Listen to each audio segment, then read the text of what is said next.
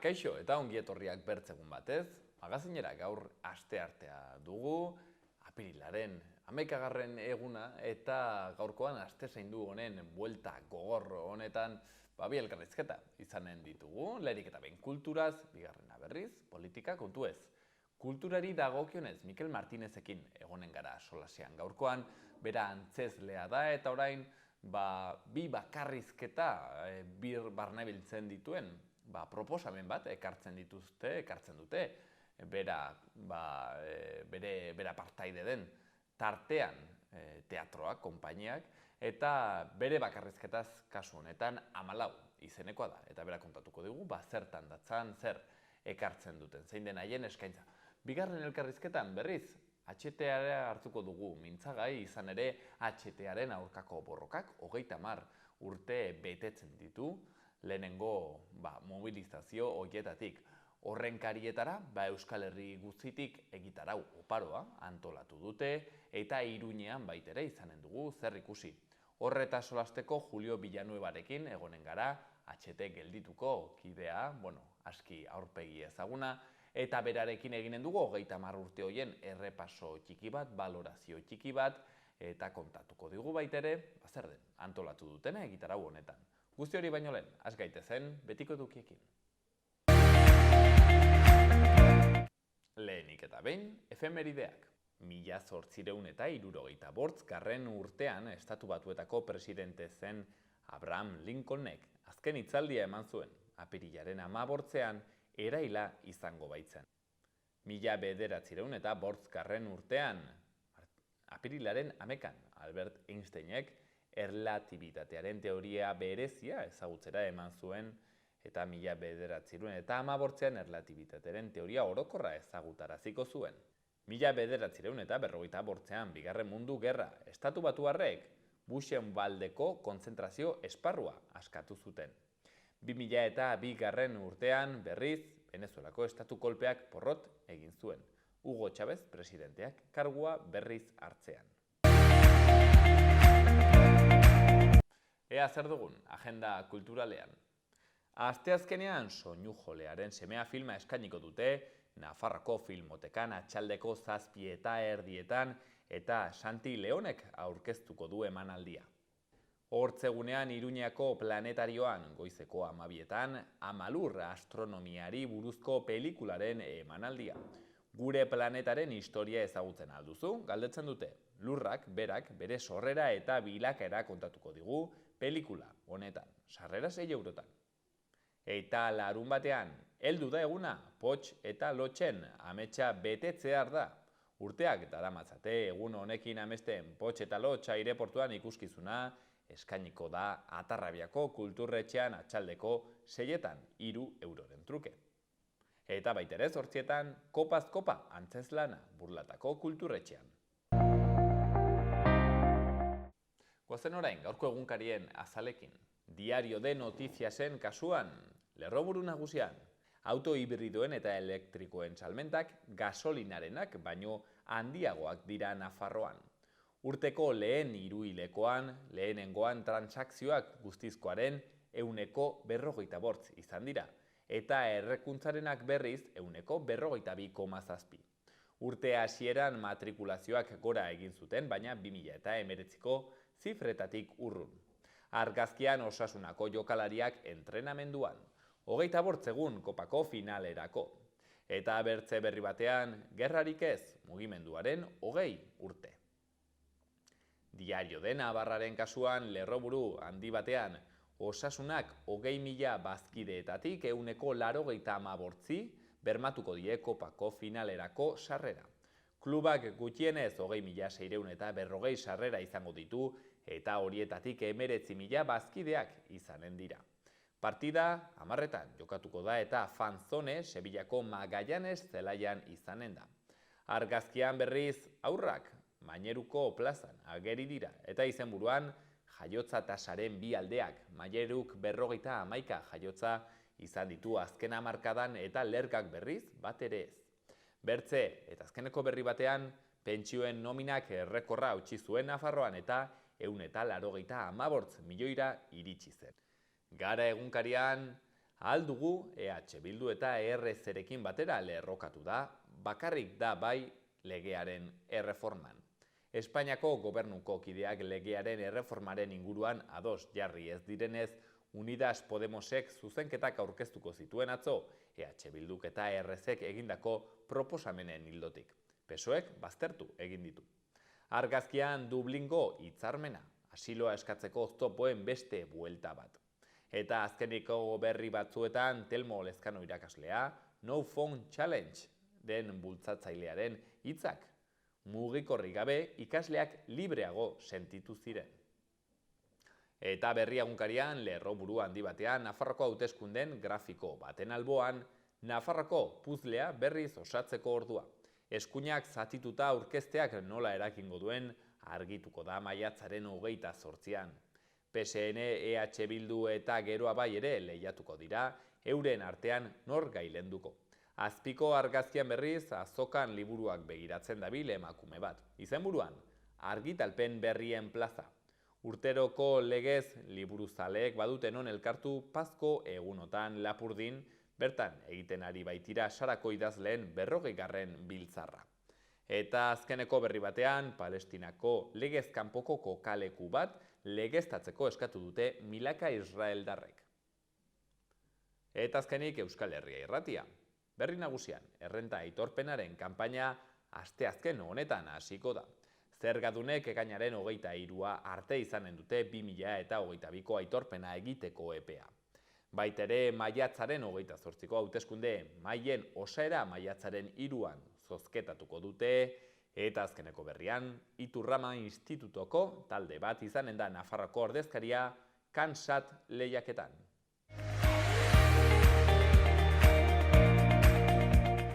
Gaurko eta biharko eguraldia. Gaur goizean goiz hodei ugari izango dugu bereziki Kantauri isurialdean eta bertan zirimiri apur bat egin dezake.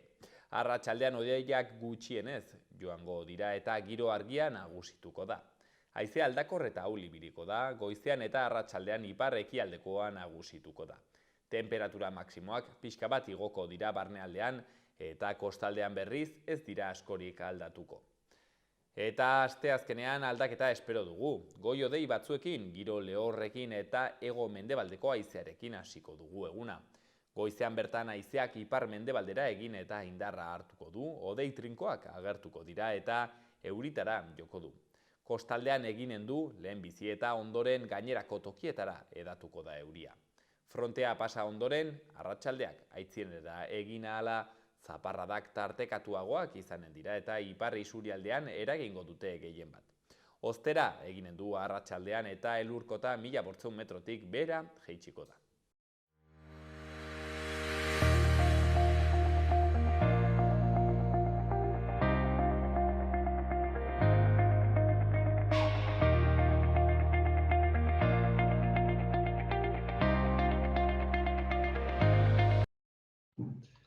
Lehen errandun moduan hemen gaude Aste Santuaren bueltan berriro ere elkarrizketa gehiagorekin eta lehendabiziko elkarrizketan kultura kontuez arituko gara, antzerkiaz zehazkiago, izan ere tartean teatro konpainiak halako ziklo txiki bat edo hasi du monologo berriak izenpean edo eta hor bi antzeslan, bi bakarrizketak kasu honetan eskaintza hori ekarri digute tartean teatrokoek, alde batetik txikizio bat eszenatokian Patxo Telleriak antzesten duena, eta bertzetik 14 bakarrizketa baita ere, Lutxo Egiarena eta kasu honetan Mikel Martinezen esku geratzen dena horren interpretazioa. Eta hain zuzen ere, gaurkoan Mikel Martinezekin egonen gara, pixkat guzti honetaz solasean, beraz, arratsaldeon, Mikel, mil esker gurean egoteagatik. Eixo, arratsaldeon, mila esker zuei. Zuen etxean espazio bat edo txoko bat usteagatik.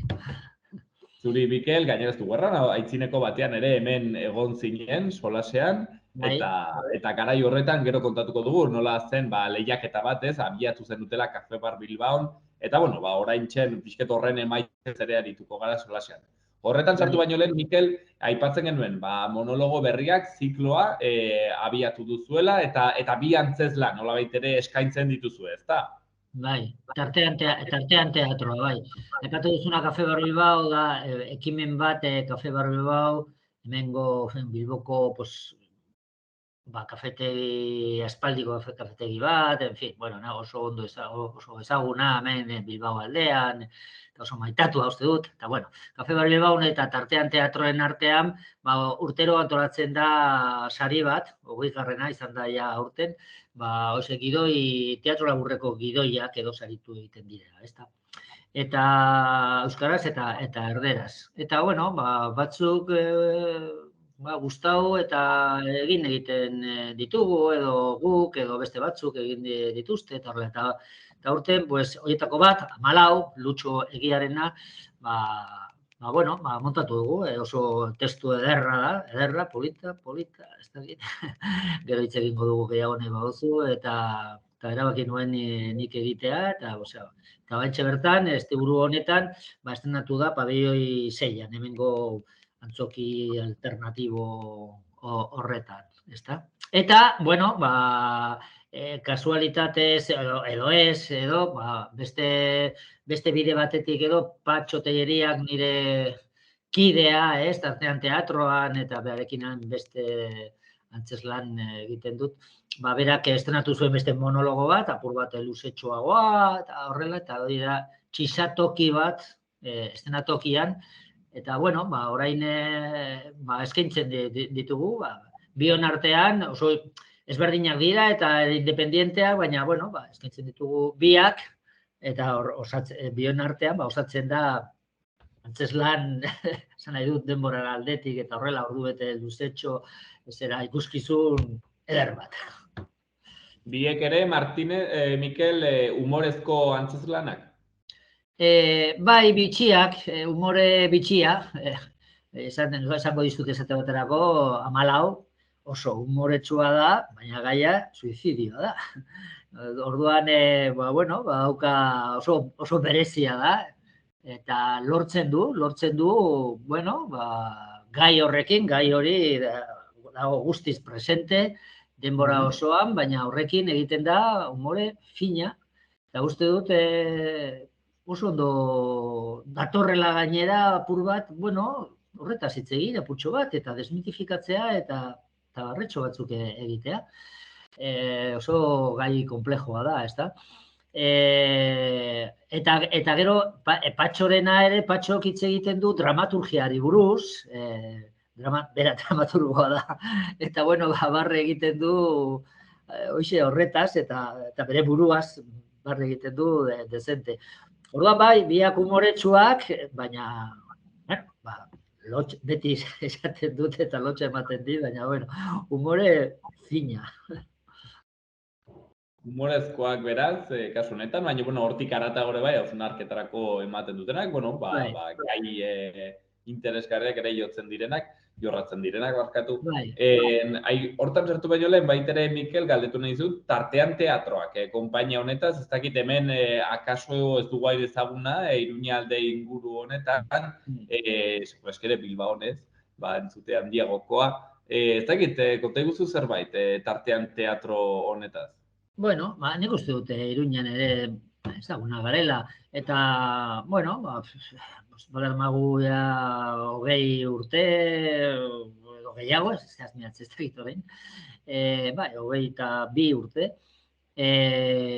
bueno, beste lan, egin dugu, genero ezberdinetakoak,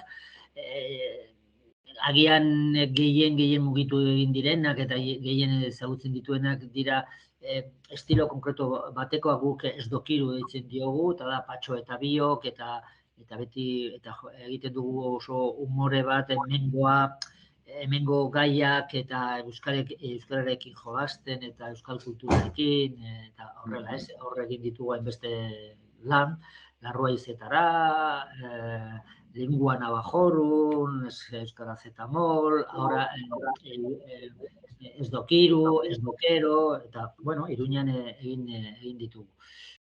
Aste honetan, orain urrengo biak iparraldean duzko, begira, oso gustora joango gara, iparraldera egiten ari gara nahiko txo. Eta horrez gain, bueno, esan nahi dut, estilo edo apur bat ez tokiru deitzen diogun lerro edo antzerki mota horretaz aparte, pues badauzkagu buratzen zaiguna.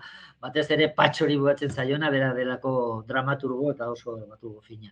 Eta orain esate baterako, zirkuitatzen ari gara Alderrai.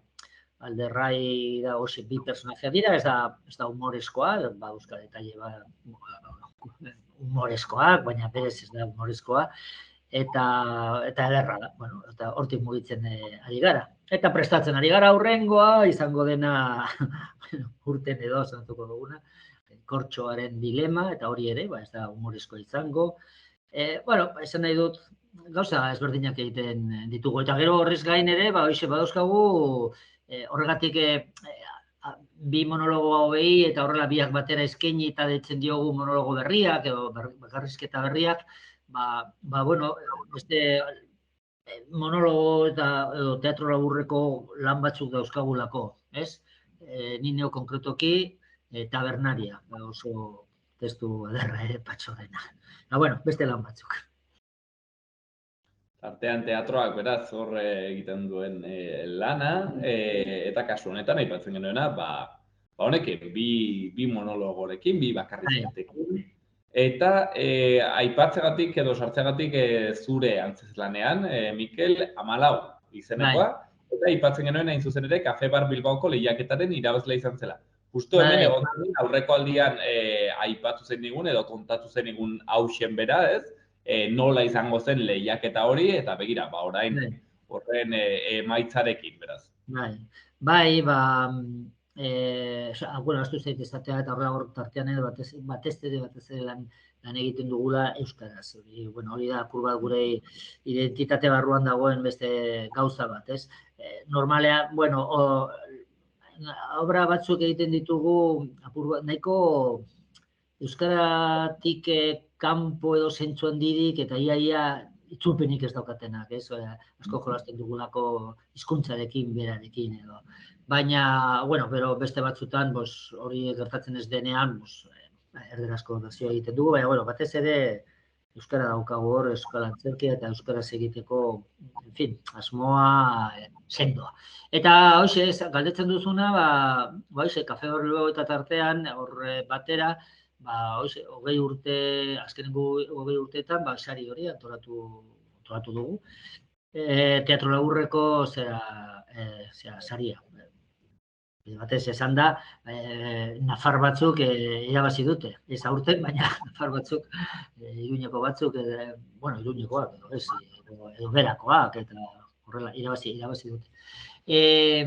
Eta hoxe, normalean egiten dugu sarituaren irakurketa dramatizatua, eta horrela, baina aurten, ez dakit, hainbeste gustatu testua, 14arena, euskarazkoa irabazi duena. Erabaki nuela nik montatzea. Hain zuzen ere prestatzen ari nintzen irakurketa egiteko, baina lan apur bat gehiago hartuta eta irakurketa egin gabe antzestu. Eta orain nahiko lotuta daukagu sari hau Pabelloi 6an, hemengo antzoki alternatibo eta indar handia daukana, gero eta indar gehiago, publiko asko joaten da.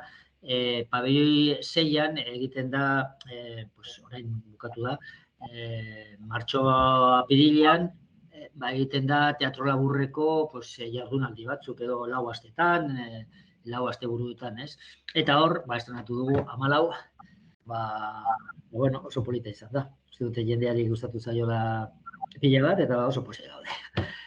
Eta txizatokia ere, hemen ere, parkatu hainbeste hitz egitea Bilbaoari buruz, hemen ere Bilbaon aldezarrean, Pebar Bilbao, Euskaltzaindia, beste taberna, antzoki taberna bat, bira deitzen dena, gaztetxea, gaztetxea, laugarrena, antolatzen da, otsailean, teatro apur bat obra laburrak, antzezpen laburrak, antzeslan laburrak, eta jendeak joaten da leku batetik, bestera, eta horrela. Eta hor, Patxok estrenatu zuen, hori, gainera enkargu bat izan zen, behintzat aizu egizu, egin dramaturgiari buruz ez, eta berak egin du testo zoragarri hori. Txizatoki bat, eszenatokian. Eta orduan, ez dakit, zer horretaz zer kontatu, kontua da, dramaturgo bat agertzen dela hor txizatoki batekin, bakizue ez dut izena gogoratzen nola egon zen eskultore edo pintore oso ospetsu bat, iraultza egin zuela eta horrela txizatoki bat jarri zuela eta esan zuen, hau da artea, ez da? Bueno, hortik abiatuta, dramaturgiari buruz hitz egiten du Patxo edo Patxoren personai horrek, ez da? Eta, Mikel, zurea berriz, aipatzen genuen, 14 izanekoa suizidioa jorratzen duena, zekit pixkat kontatzen zenigun ezagite sinopsi moduan behintzat bada ere zer den kontatzen dena, nik irakurri dut, edutzen zait planteamendua aski deigarria dela. Bueno, personai bakarra agertzen da, personai hori esaten du, hoxe, 14. solairu batean dagoela, zain, eta zain, noren zain, hoxe, suizidia baten zain, hor konbokatuta dago, bera notarioa da, eta konbokatu eta suizidak esan dio horregoteko, bera suizidatzeko asmo daukalako, eta, akta altzatzeko, edo, en fin, hori egiaztatzeko, ez da? Eta orduan, esaten du hor, berak, bere lana egingo duela, eta ja, hasten da azaltzen, nola, hoxe, hori, berari gehiegi iruditzen zaiola, 14. pisua, baina 3. nahikoa izango zela, edo 4. baina, tematuta dagoela, Jon edo 14. Dirudienez, suizidaren historian edo, koska txiki bat delako, eta oso empeñatuta dagoelako horrekin, eta horrela, eta berak jasoko duela, eta bera hori izango dela, jauzi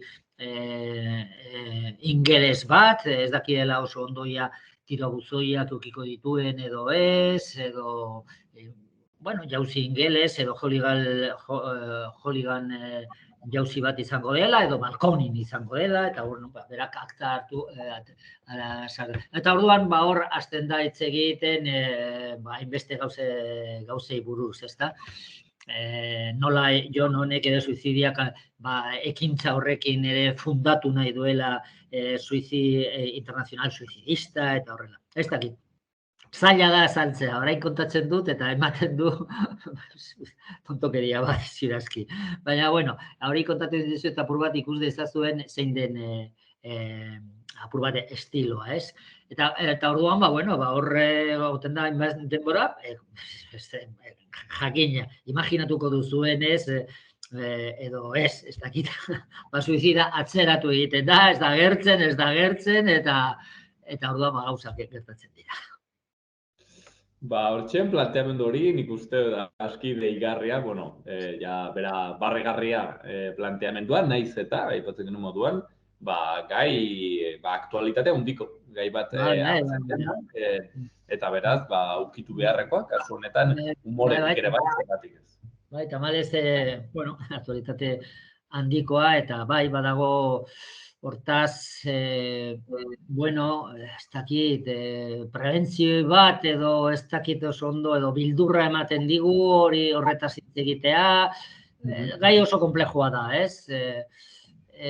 Baina nik uste dut, ondo dagoela apur bat desmitifikatzea eta horrela, ez dela ona apur bat mitifikatua edo aparta egotea edo horrela, ez?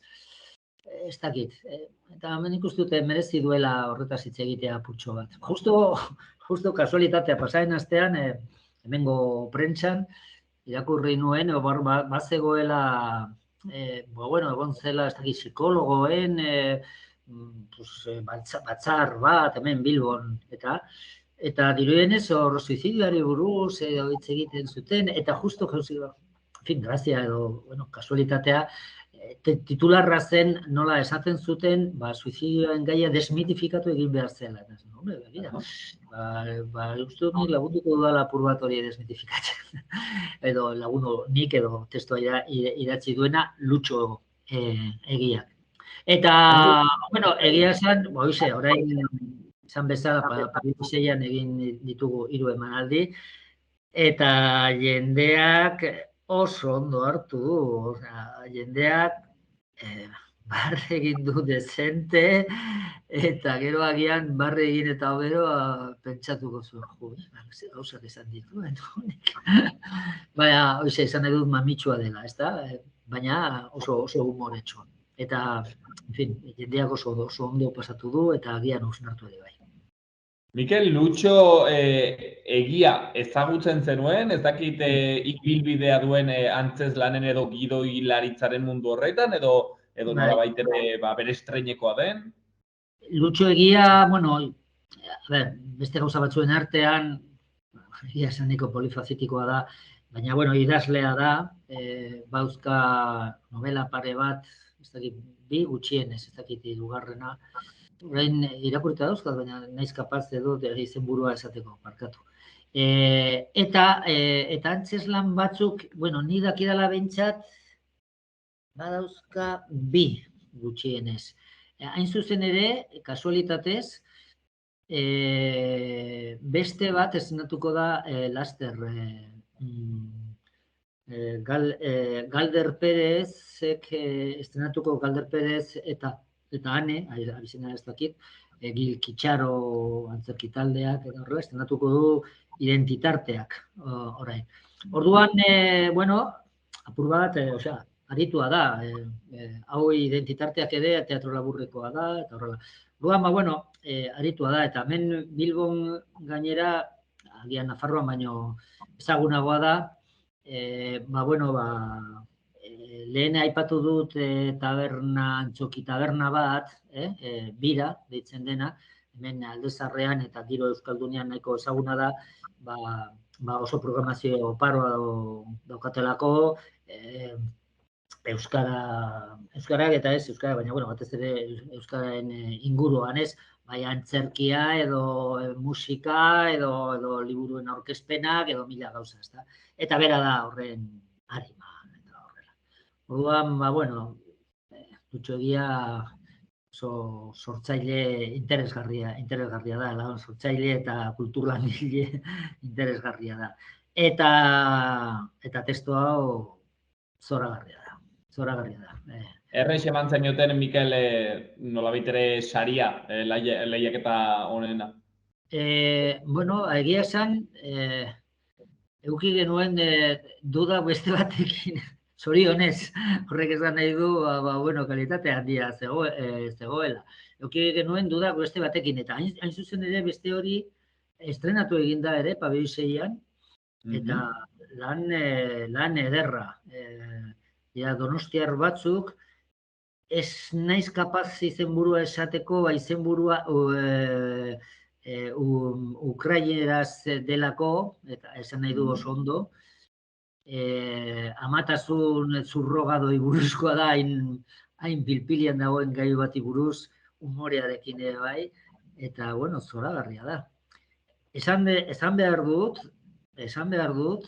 hau aprobar luzatu, orain Pabeiseian jardunaldi horietan, antolatu diren jardunaldi horietan, teatro laburreko jardunaldi hauetan, 14. urtea da, eta aurkezten dira, lehen esan duan bezala lau asteburuetan, hainbeste lan, ezta? Guztira izan dira 16, lau bider lau. Horietatik 4 izan dira euskeraz, bakarrik, asteburu bakoitzean bat euskeraz. Eta benetan, oso subjektiboa da, esango dudana, ez? Beda nire iritzia eta artearen kontuetan edo horrela, bai iritziak oso subjektiboa dira, baina niretzat honenak izan dira. Esan nahi dut, euskarazko, sortzen diren gauzak eta antzerlanak eta horrela, kalitate handikoak dira. Oso polita izan da. Arro egotekoa beraz euskal ekoizpen artistikoa, behintzat antzeslanaren munduan eta bertze munduetan ikustea ere bai, musikan edo ez dakite, zineman azken aldian, baita ere izan ditugolako berri hon batzuk, beraz, konten egotekoa behintzat Euskarak egiten ari duen ibilbide hori artearen munduan. Mikel, azkeneko galdera, non ikusten alko dugu, oraingoz behintzat, bi bakarrizketa eta hauek? Oraintxe bertan estratu dugu eta oraintxe bertan eskaini dugu hortik, hasieran azkenean asmoa eta horrela, ez da? Eta, badaukagu apura kuriosoa da, baina badaukagu zita bat Baionan. Urtearen amaieran eskatu digute eta horrela biak egiteko. Oso pozik. Eta hoize, 14 hilabetaren amaieran Bilboko Gaztetxean egingo du Patxok txizatokiarena, eta nik 14 maiatzaren 4ean biran. En fin, xalo telebistak Iruñakoa denez edo horrela, jendea gozti ez da hurbilduko ikustera, baina goioako gara Iruñera alik eta lasterren. Zerona. Poztekoa beraz, hortxean aipatzen genuena, tartean teatroak eskaintzen dituen bi antzezlan hauek, txizatoki bat eszenatokian, eta 14, hain zuzen ere, Kafe Bar Bilbao lehiaketaren irabazlea izan dena Lutxo Egiaren testua, eta Mikel Martinezek antzestuko duena. Eta gaurkoan hain zuzen ere, bere egon da, hementxen, hau guri kontatzen, beraz, eskertzea bakarrik geratzen zaigu. Mikel, eskerrik asko, gurean egotea. Eskerrik asko zuei, nahi duzunen arte. Zuri, berdin, Mikel.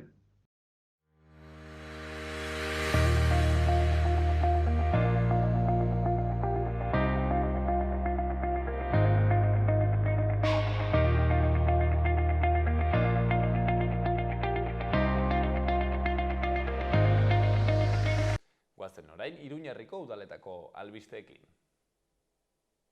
Berriozarren udaleko eta Nafarroko parlamentuko 2023ko maiatzaren 28ko hauteskundeetako hautesle zerrendak jendaurrean egonen dira apirilaren 10-tik 17.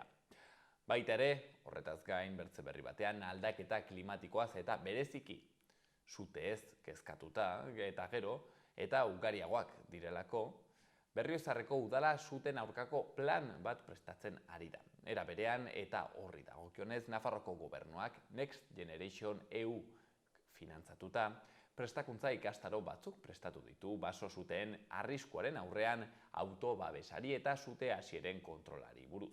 30 orduko prestakuntza hori hainbat lanalditan eginen da eta ikastaroak apirilaren 17tik azaroaren 16 bitartean egitea aurre ikusten da.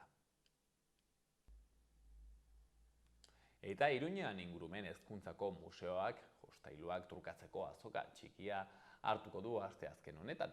Aurrek egoera honean dauden eta jada erabiltzen ez dituzten jostailuak eraman ditzakete eta beste batzuekin trukatu ekonomia jasangarria sustatzeko. Eta horretaz gain udalak hasiera emango dio astearte honetan martxa nordikoari hasiera emateko programari. 14 saio eskaintzen dira, intentsitate ezberdinekoak, asteazken eta larun batetan erroldatutakoentzat lehentasuna duten pertsona interesatuei zuzenduak. Eta azkeneko berrian Iruñeko udalaren Landabengo prestakuntza zentroko lantegi eskolak udaletxea bisitatzen egonda. 70 gazteek 21 urteko batez bestekoarekin hilaren historian entzun dute tokiko erakundea antolatzeko modua ezagutzeaz gain.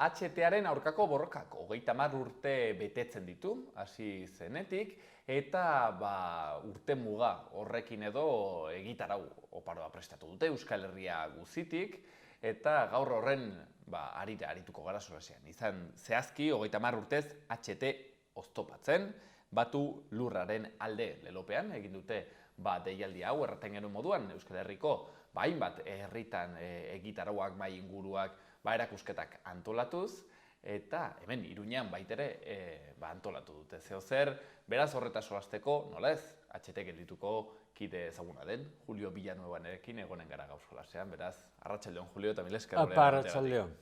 Julio, 30 urte, azkar pasatu dire edo nola pasatu dire? Bai, azkar eta aldi berean nahiko geldo, ze historia nahiko katramilatxo izan da, hasiera-hasieratik. Borroka handia egin izan da, eta bueno, hor segitzen dugu. Urteurren hau ez dugu ospatu nahi hola modu melankoniatxua edo aldiz guk nolabait gure konpromesua berresteko aukera gisa eta nolabait HTren aurkako borroka nolabait berresteko eta animoa emateko, ez? Datozen belaunaldiei gehien bat, ez? 30 urte, beraz, Julio, eskatuko dizut balantze txiki bat egiteko, bintzat motzean baldin bada, gero galdetuko dizut baita ere, ea ze gauza positibo eta negatibo ikuste dizu duzun, baina nola baita ere laburpen bat egingo beharko bazenu, ze balantze? Bueno, laburpen gisa esaten aldugu, nolabait ez dugula lortu, orokortasunean gelditzea, iparralden bai lortu dute, eta biztan da luzaroko etenaldi izango dutela, iragarri dute 2052 artio gutxinez ez dute kontemplatzen Bordele eta Kizen artekoa, ez dire ezertaz ari Hendaiarainoko tarteaz, baina bueno, esan dezakegu iparralden irabazita dugula momentuz. Hegoalden errekonozitu behar da, obrek segitzen dutela aurrera, baino porrota nahiko nabarmena azpimarratu nahi dugu. Hain zuzen ere, 17 urtez daramate Euskal Y-koa gora bera, eta oraindik ez dute bukatu, eta badirudi, beraiek esatu dute 2027rako bukatuko dutela, baino guk ez dugu sinisten, hain zuzen ere inbertsioaren 40% oraindik falta dela, hori azpimarratu nahi dugu, eta zer esanik ez Nafarroan. Nafarroan 8% edo egina izango da, oraindik falta zaie beste 92% edo, eta orduan pentsatzen dugu, gure borrokak zerbaiterako balio duela azpimarratu nahi dugula, hain zuzen ere oztopatzen horregatikan lelo hori, oztopatzen segitzen dugula, eta beraien porrota nahiko nabarmena izan da. Ez bakarrik luzamenduari begira, baizik eta nolabait bere argudiotegi guzi hori pikutara joan delako, ez?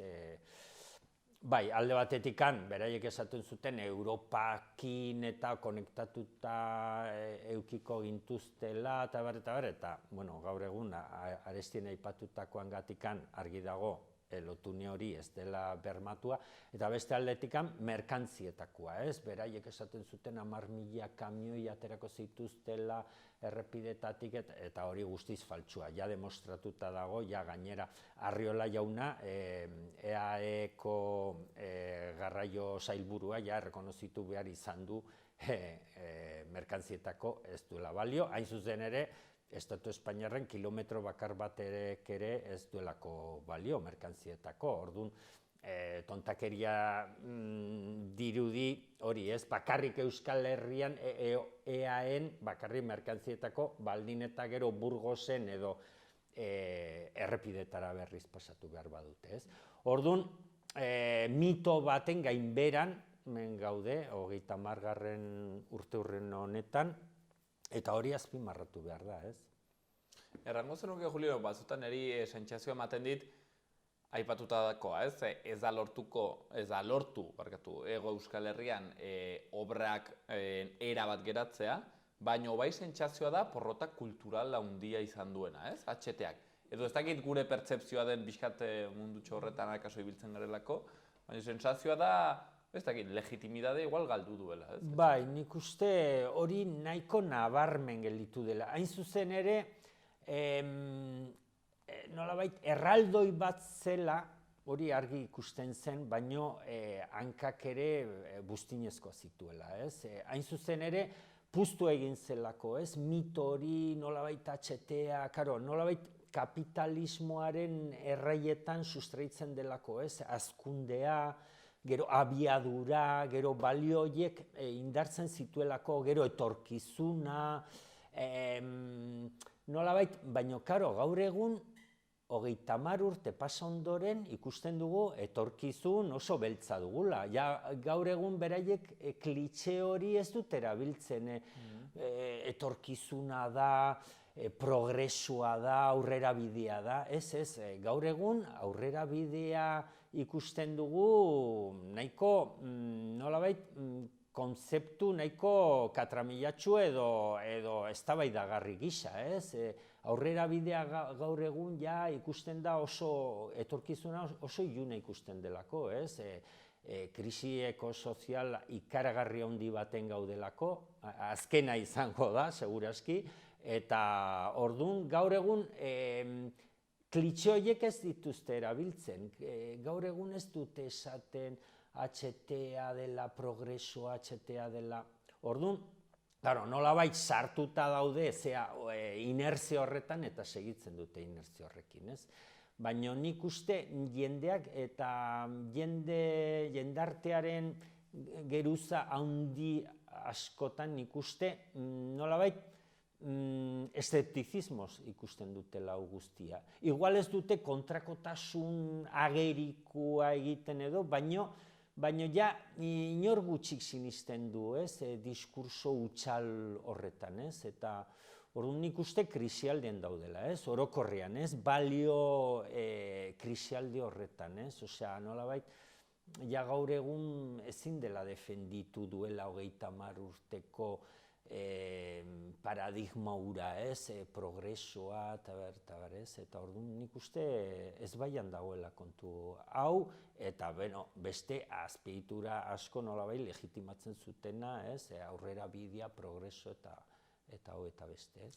Nik uste, Julio, zaita ados egonen zaren, haizu, porrota kultural hori ez dela kontu txikia, zeren egia da, ez, epe motzean igual ez duzula lortu obra hori gelditzea, baina, karo, gero bai geratzen zaie hauei ere lastre bat bezala, ez? Eta igual epe luzeko begirada hartuta, hori babestu duten alderdi politikoei, adibidez, ez?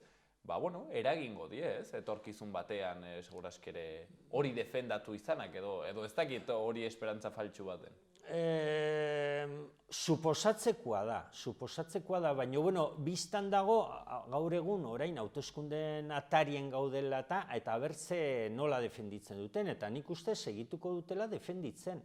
Eta gezurra badirudi ere, badirudi nolabaiteko errentagarritasun politikoa dakarkiela honako defentsak, ez? Eta gezurra badirudi ere, gaur egun biztan da, mundu distopiko baten aurrean gaudela biztan da, zineman, literaturan eta ari gara distopiaz gora, distopiaz bera, eta ikusten ari gara benetan etorkizun oso beltza dugula horrela segitu ezkero, eta badirudi zantzu guztien arabera horrela segituko dugula dena lehertu artio, orduan.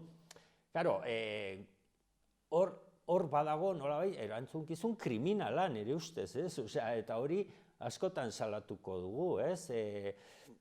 Nolabait beraiei jakitun dira, eta gaina badire txosten zientifikoak, teknikoak eta bar nolabait esate dutena aldaketa erabatekoa egin behar dugula, bai klima aldetik, bai biodibertsitate aldetik, bai, osea, nolabait kolokan dagoela gure, nolabait, gure existentzia, planetaren existentzia eta bar, eta orduan, hola tematzea eta segitzea benetan erantzunkizun kriminala dula, eta esan behar dago, eta hemen Nurembergko auzitegi hura famatu hori nazien aurka, eta nik uste olako auzitegi baten atarien egon beharko genukela benetan, ze horrela segitu ezkero argi dago gure existentzia, gure nolabait kolokan dagoela, ez? Eta orduan, Horregatikan orain hauteskunde atarian eta segituko dute HTA defenditzen, HT bezalako azpiegitura suntsitzaileak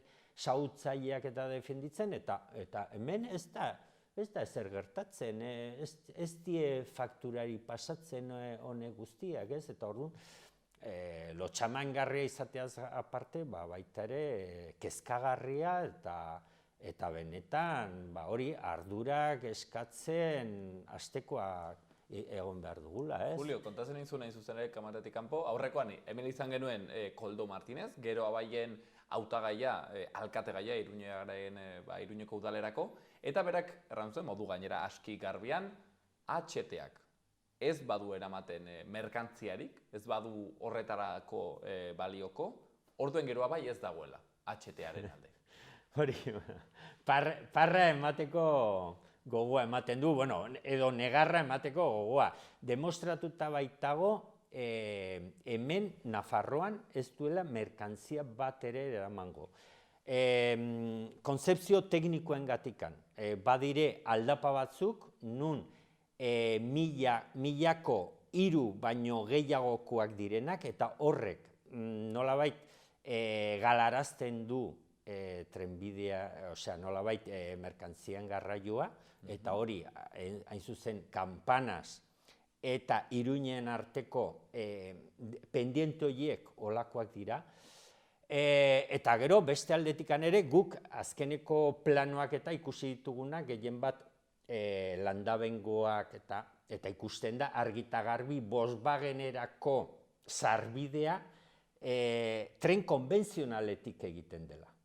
Argi dago HT-ak ez duela eramango. Eta hor badire txosten asko, sustraik egindakoak, eta bar, esaten dutenak hori gezurra dela. Eta hori mito bat dela, eta benetan hori gezurrutza dela, eta nik esaten aldut hemen argi eta garbi Koldo alkate hori gezurtero hutsa dela. Eta berak gainera txostenak izango dituela maien gainean, eta orduan hori baldin bada hori esaten duena, bada garaia benetan esateko geroa baik kontra egin beharko lukela, ez?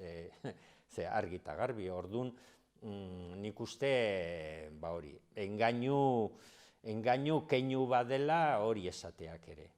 Osea, nik uste demagogia hutsa dela. Gainera, Julio, EAen orain, aipatzen zenuen, Arriolak onartu zuen, ez, esplizituki, EAen ez dela eramango, ez, merkantziarik ez dela eramango, orduan, are eta sinez gaitzagoa da, pentsatzea ez, Nafarroan bakarrik. Bai, segitzen dute gainera duela gutxi, Bernardo Zirizak baita ere, kohesioa dela eta gero ez dakit zer aipatzen zuena, adibidez, herriberako konserberak eta bialduko zituztela bere generoak Europan barna HT-aren bidez, eta hori da benetan sustengaitza gaur egun, hori ezin da sustengatu. Orduan, segitzen dute, hala eta guztiz ere, segitzen dute, gezur bat 11 aldiz errepikatua badirudi egia dela, ez, zoritxarrez beraien dako, eta gezurra da, segitzen du gezurra izaten, ez? Julio, orain ari garela pixketa arrazoietan sartzen ez HT-aren inguruan, 30 urte pasa dira, hasi zinetenetik borroka honetan, garai hartako zuen arrazoiak eta oraingoak berdin segitzen dute? Berdin, eta gainera hori da nolabait urteurren hau ospatzeko nolabait arrazoietako bat, ez?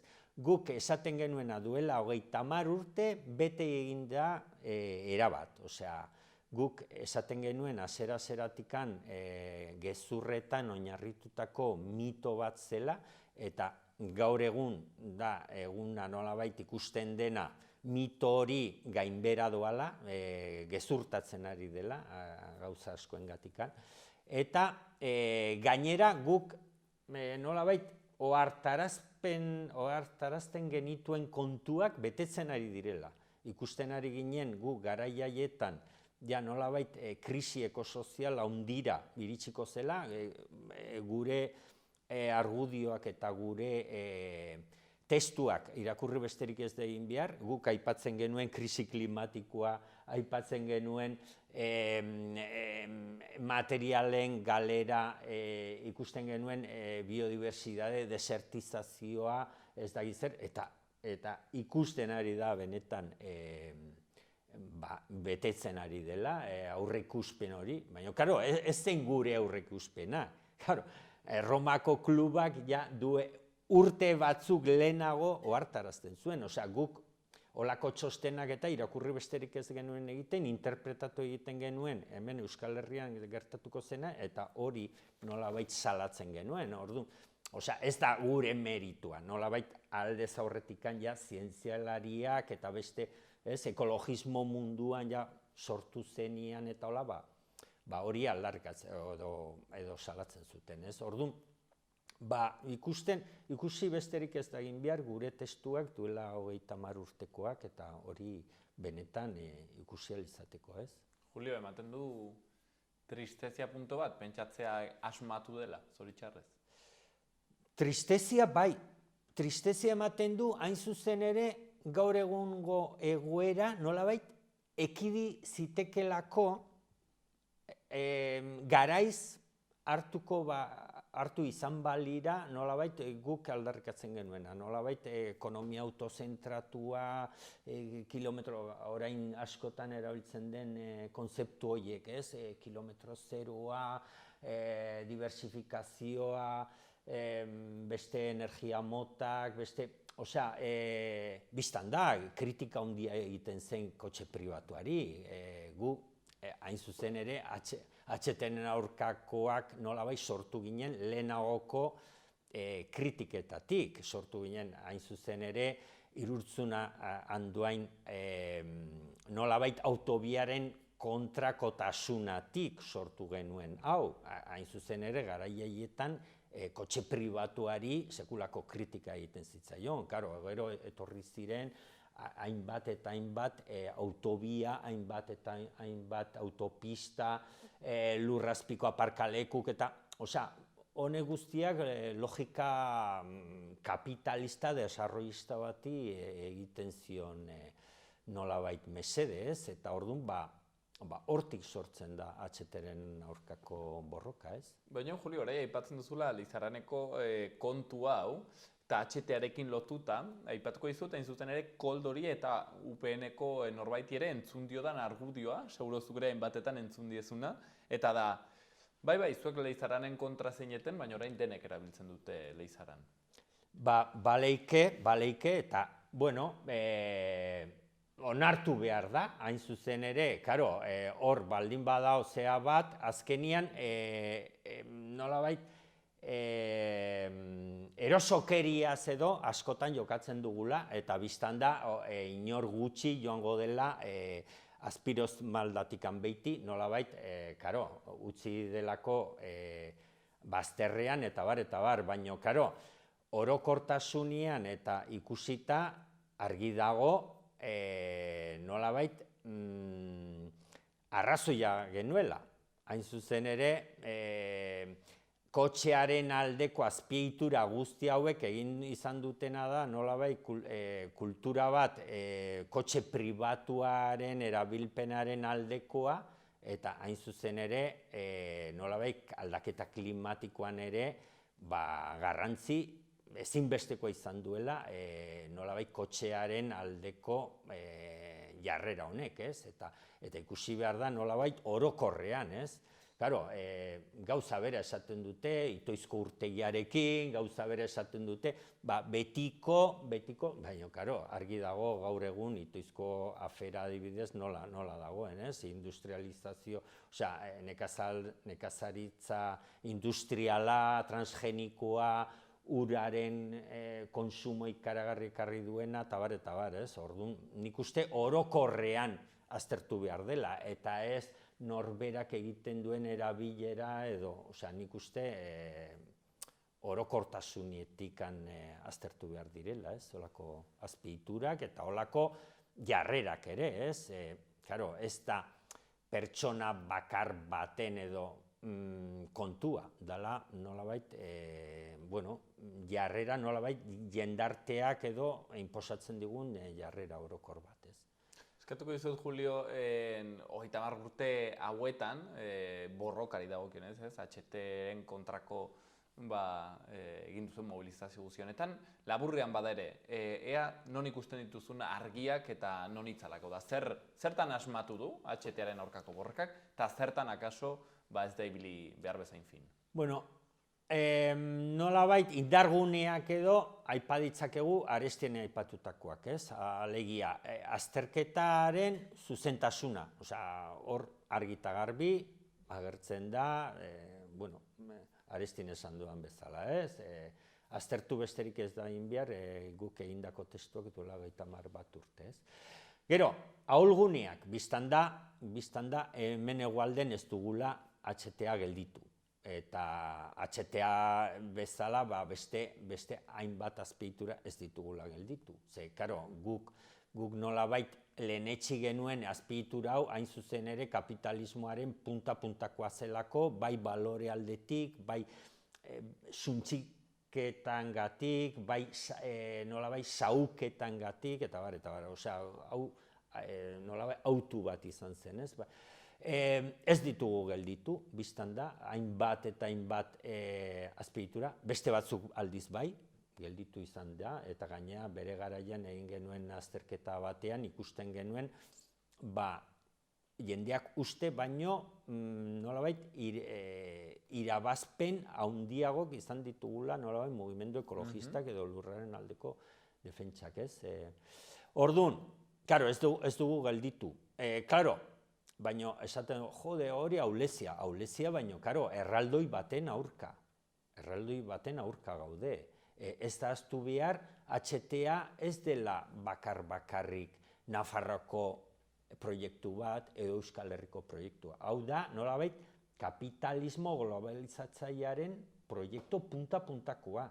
80. hamarkadan nolabait, erret deitzen denak, la mesa, erderaz esango dut, la mesa de industrialistas, nolabait hor agertzen dira energia, hor agertzen dira sistema seguritarioak, hor autogintza, nolabait multinazional guzti horiek, nolabait kapitalismo globalizatzaileari entzuteko beharrezkoak ziren azpiegitura guztien plangintza egin zuten.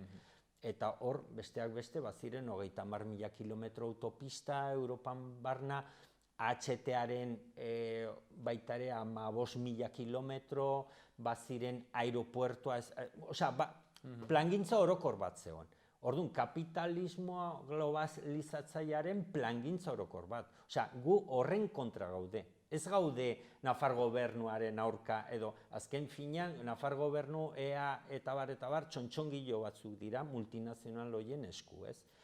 Eta orduan, karo, horren kontra galtzea, nik ez dut galtzea esango. Nik esango dugu, erresistitu egin dugula, oraindikan buelta emateko gai garela, oraindikan, eta erresistenzia hutsa bera ere, nik uste, alderdi positibotzat jo behar dugula, ez? Ze, karo, erraldoi bat, alegia kapitalismoaren aurka gaude, eta kapitalismoa biztan da, badu, 200 edo 300 urteko historia, dirudun guztiek hor daude, tematuta, eta, etxaila oso poteretsu baten aurrean gaudela, ez? Eta, bai, errekonozitu behar da, ez dugula gelditu. Iparralden, aipatu behar da, sekulako garaipena izan dela, eta hori errekonozitu eta onartu eta balioan jarri behar dela, ez? Hemen hegoaldenez, ez dugu lortu, beste hainbat tokitan lortzen ari den herri borrokaren izakera hori, adibidez, Balsusan Italian lortu izan dutena, animaleko borroka dago, HT-ren aurka, baina hor bai, ibar guztiak, ibar hori Balsusako ibar osoak dagoela kontra, alkate, hautesle, herriko edozeinek eta guk hemen ez dugu lortu. Olako hau batasuna bat, ez? Iparralden bai, lortu dute. Naiz eta eskuin, naiz eta ezker, lortu dute. Eta euren manifetan ikusten ziren, Frantziako banderaduntzea, auzapez guzi horiek, agertzen zirenak, eta eskuin zein ezkerrekoak izan. Eta hori ez dugu hemen lortu, ez dugu agian... Zertaz, Julio, igual Espainiar estatuaren barnean kokatzen delako, eta hemen badagoelako, ez dakit, ladrilloaren kultura hori, akaso, ez dakit, horrek... Alde batetikan, bai, eraikuntza lobia oso indartsua da hemen, eta sekulako indarra du, nolabait hau, ez daztu behar, Txina ondoren, hau dela, Estatu Espainiarra dela, nolabait kilometro gehien dituena, hori nahiko esanguratsua da. Alemania, Estatu Batuetan ez dago kilometro bat ere, ora momentuz. Ari dira, Kalifornia aldean zeo zer egin nahian, baina ulertzen, oso esanguratsu. Beste aldetikan ere, gizartearen polarizazioa ere, ez? Nolabait ziklo armatutik etorritakoak, orduan, asera-aseratikan HT-aren borroka identifikatu zen, betikoa, terrorismo, ez da gizert. Orduan, eta aldiz, igual iparralden, alde batetikan, beste variante batzuk daude, ez? Igual ziklo armatu hori ezen hain gogorra izan, beste aldetikan ere, landa eremuaren defentsa, igual hemen baino asko sendoagoa da. Nik gogoan dut horre iparralden, topografo batzuk sartzen zirenen, ja agertzen zirela eundaka traktorea nolabait pistak oztopatzeko, ez dakiz zer, jendarmeriak montatu behar zuen azkenean ez zuten, ez da lortu, ez da seinale topografiko bat ere jartzen. Baina, karo, zergatik, kostaldean dago, landa eremua dago, guztiz txikitua ere, eta orduan hor atxikitzen dituzte, ez? Narbonako kasua, ez dakiz zer, hor badire kasu batzuk defenditzen adienak, eta landa eremua benetan hil alabiziko kontutzat hartzen dute. Eta hemen aldiz, hegoaldean igual ez horren beste, nolabait industrializazioa handiago izan delako, ez dakiz zer, hor badire, 11 faktore soziologikoak, nik aztertuko ez ditudanak, baina gutxi gora bera, bote pronto nola ikusten ditut, ez?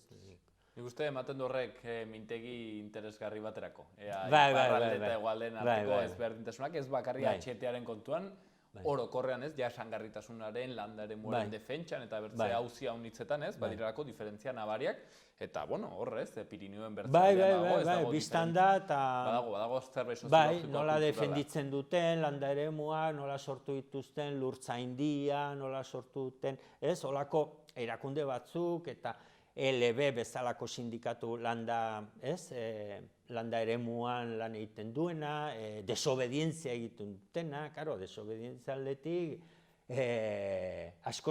gu baino askoz aurreratuago daude, ez? Beste, ikusi besterik ez da inbiar, ez?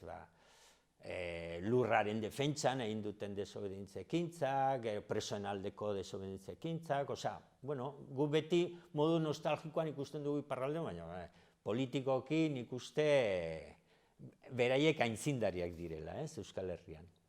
Julio, egitaraua, antolatu duzu egitarau mardul bat, oparua Euskal Herri guztitik, hainbat tokitan, Orereta, hemen ikusten dut Biriatun, Eibarren, Basaurin, Ondarrun, Oiartzunen, orokorrean, zer da aurkituko duguna, gero sartuko gara Iruñan, baina Euskal Herrian?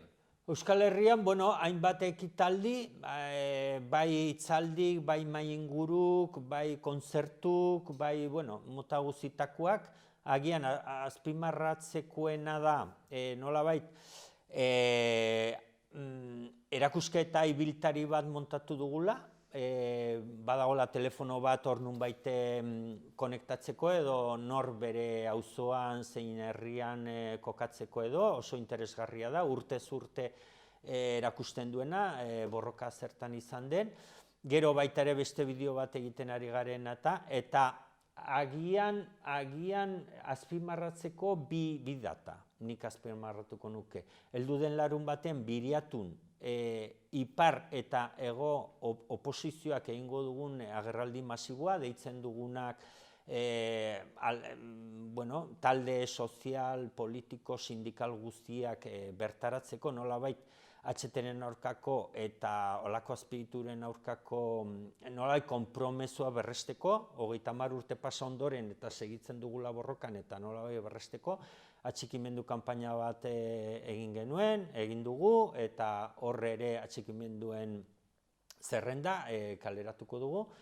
Hori da, apirilak 15ean Biriatun goizeko 11etan. Hori data esanguratsu importantia. Eta gero bestea, hainbat tokitan, maiatzak 6ean, nolabait, zentratu dugu 30. urteurrenaren data gisa, hola, zentratu dugu maiatzak 6ean, eta hemen Iruñan nolabait bereziki ospatuko duguna, beste hainbat tokitan bezalaxe, martxa zaratatxua egingo dugu goizeko 12etan, eta gero, herri bazkaria, kantu jira, eta kontzertuak, eta bar. Maiatzak 6ean nolabait agendan gordetzeko. Eta horretaz gain Iruñan baitere, apirilaren 24ean, Julio, erakusketaren inaugurazioa Zabaldin. Bai, hori da. Erakusketa ibiltari hori Iruñan pausatuko da, astebetez, oso interesgarri izango da, aurkezpen bat egingo dugu, pintxopot eta guzti, bisita gidatua, nolabait urtez urte azalduko dugu, ze gauzak egin izan diren, HTren aurka, eta bar. Eta gero, 26ean ere, asteazkenarekin egingo dugu mahainguru bat. Mahainguru nolabait belaunaldien artekoa. Asera-aserako jendea, erdi aldean, eta gero gaur egungo gaztek eta hola, ez? Bakoitza bere ikuskera, borroka nola izan den, modu ez dugu ere oso teoriko eta nahi baita ere bibentziala, ez? Bakoitza ze bizipenak izan ditun eta horren inguruan interesgarri izango da. Eta baita ere Zabaldin, ze ordutan? Zabaldin, atxaldeko 7etan, asteazkena, 26ean. Asteazkena, 26ean, Zabaldin, 7etan, hortxe, mahaingurua. Eta, erraten genuena, bertzetik ere bai begiratu, gitarro oparo hau, izan ere, inbertzetokitan badago, zer ikusi, eta pentsatzut baitere Julio gonbitean, horbaitek nahi izan ezkero, zerbait antolatu, urte hurren honen karietara, bare aukera badela, zuekin jartzea kontaktuan? Bai, hori da, kartelak eta zabaltzen ari gara, bai urte hurren osoarena, gero Iruñakoarena, eta bar, hor aipatzen da adibidez non kontaktatu bazkaltzeko, gero erakusketa ere, auzo zein herrietan zabaltzeko, eta bar, orduan, gurekin harremanetan jarri, eta hori, gonbitea zabaldu, hori ez, herritar hori, ekitaldi horietan parte hartzeko. Julio Villanueva, gaurkoan, hemen txen, HT geldituko kidea, kontaten, zer antolatu duten, 30. urte hurren honetan, eta, badakigu, borrokan segituko dutela tinko eta gogor. Julio, eskerrik asko gurean aurtetik. Eskerrik asko zuei.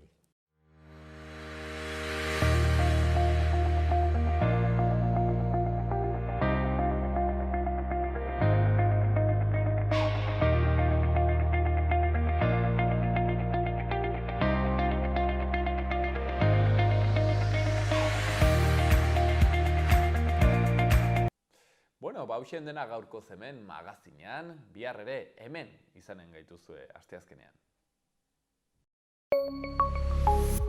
Gobierno de Navarra. Nafarroako gobernua.